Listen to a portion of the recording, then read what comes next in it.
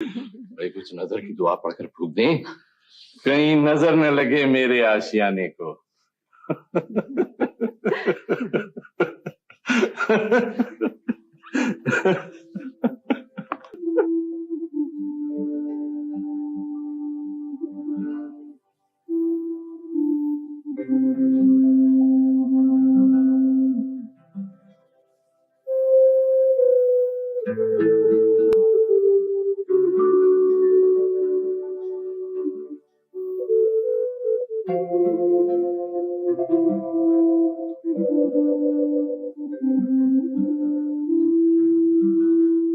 अरे वाह वाह, कमाल हो गया।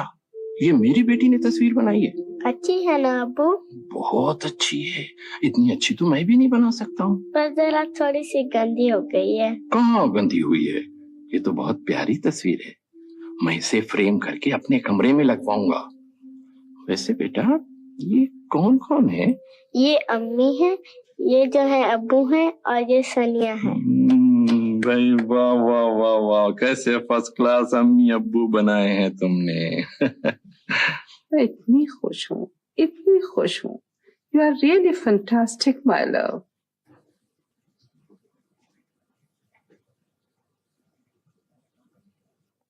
देखो भाई, किसी का कमरा बने या ना बने, लेकिन सबसे पहले हमारी ज़ारा बेटी का स्टूडियो बनेगा। अरे तुम देखना तो सही, तुम्हारा अंकल कैसा शानदार स्टूडियो बनवाता है तुम्हारे लिए।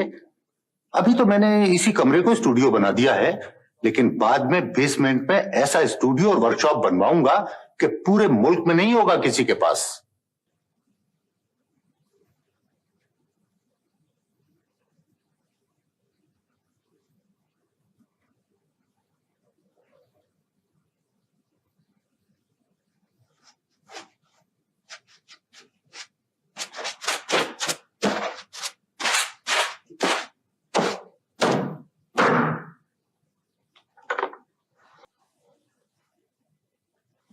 टाइम क्या हुए? 10 बज गए। कहाँ जा रही हो? अब उठ गई हो तो नीचे नाश्ते पर चली जाओ, आनी इंतजार कर रही है। तुम कुछ छुपा रही हो मुझसे? क्या मतलब? जहाँ जा रही हो वहां का कोई नाम है? नाम तो है, मगर ऐसा नहीं जिसे सुनकर तुम खुश हो जाओ। मेरी खुशी को चूल्हे में डालो। तुम दुनिया का कोई भी नाम लोगी ना तो मैं खुश नहीं होंगी, लेकिन तुम मुझे बताए बगैर कहीं नहीं जा सकती। सोच रही हूँ एक दरवाजे पर और दस्तक दे लो। खबरदार, कोई जरूरत नहीं कहीं जाने की। इतने दरवाजों पे दस्तक दे चुकी हूँ कि अब एहसास ही बाकी नहीं रहा। सोचती हूँ एक और को आजमा लो। कोई जरूरत नहीं है किसी को आजमाने की। सुनो, इस तरह लोगों को आजमा कर उनके असल चेहरे देखकर मुझे बहुत इत्मीनान हो रहा है। याद है बचपन में जब हम अपने टूटे फूटे खिलौने खिड़की से बाहर फेंक देते तो कितना इत्मीनान होता था। बिल्कुल वही कैफियत है। मेरा जी चाहता मैं इन सबको कत्ल कर दूं जिन्होंने तुम्हें मना किया है। मुझे भी पहले बहुत गुस्सा आता था, खून खौल जाता था, मगर अब लगता है ये सब कुछ किसी और के साथ हो रहा है। लेकिन आखिर तुम जा कहाँ रही हो? ये मैं आकर बताऊंगी। इंसानों की आजमाइश पे निकली हूँ। ज़ारा कहाँ है?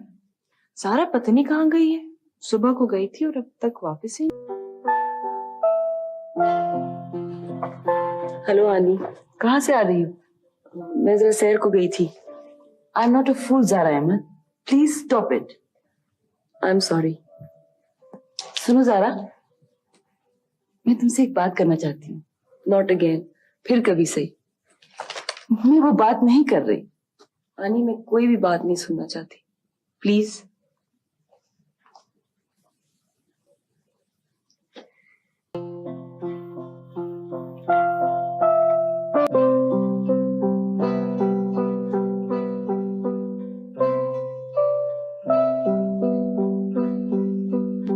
क्या हो गया? उसे कुछ नहीं हुआ, अभी आ जाएगी। कभी कभी ऐसा होता है कि जी चाहता है कि कोई आवाज सुनाई ना दे, किसी की सूरत नजर ना आए, वक्त और माहौल सबसे बेनियाज हो जाए। ज़ारा का भी यही हाल है। अगर वो खुद अपने आप से समझौता करेगी तो इस कैफियत से निकल आएगी, लेकिन अगर हमने उसे जबरदस्ती निकालने की कोशिश